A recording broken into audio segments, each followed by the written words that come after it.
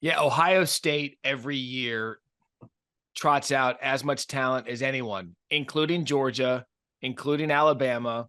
They trot out more NFL talent than anyone in the country. And the one thing that has happened in this game, the game over the past couple of years, is Ryan Day, offensive mind. The quarterback hasn't stepped up. What we're seeing CJ Stroud do in the NFL as a rookie, tearing up the NFL and having an NFL receiver core at Ohio State for the past couple of years and not being able to beat Michigan. And now this year with Kyle McCord, with Marvin Harrison, Emeka Egbuka, Julian Fleming, Cade Stover. Paul, they're loaded. And that's the biggest problem for people every year. It's like, how do we see this talent? How do you run through 11 teams and then this one team, you can't figure out a way to win? And we were talking about it yesterday in studio. How many teams and fan bases would pay their salary for 11-1 every year? Not Ohio State, because it comes down to the one game, and we've seen reaction throughout, including one of their own, Maurice Claret, say Ryan Day's got to go. Well, former players don't matter because they're emotional and that's how they are. And thank you, Maurice Claret, for giving someone Ohio State a lesson after some of your experiences.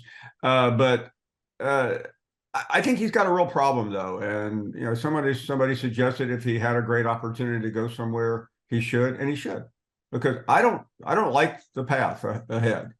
He played for a national championship. He's been in the playoffs multiple times. He's not getting in this year. We don't really need to have that conversation.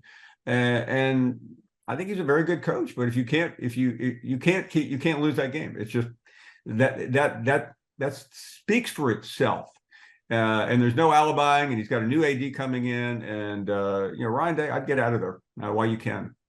Oh, so and that's kind of a good segue to Jim Harbaugh, because we don't know what his future is going to be at Michigan. There are those that believe it's a foregone conclusion that he'll leave in the offseason. But here's what we do know. Jim Harbaugh is back for the Big Ten championship game against Iowa. I've seen it anywhere between, I've seen 3 touchdowns, about a 22.5 point favorite against Iowa in a conference championship. So barring Iowa finding an offense for the first time in a decade, I don't think there's any way they're going to win this game. So now here's what you have, Paul.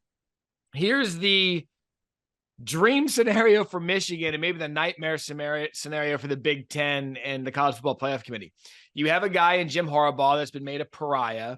He's been put on the shelf 6 times this year. He is now going to be back on the sidelines, lead his team to a 3rd consecutive college football playoff, and he's going to be front and center bragging about how good this team is, because it is. And that's good for television networks. That's good for talk shows. That's good for us.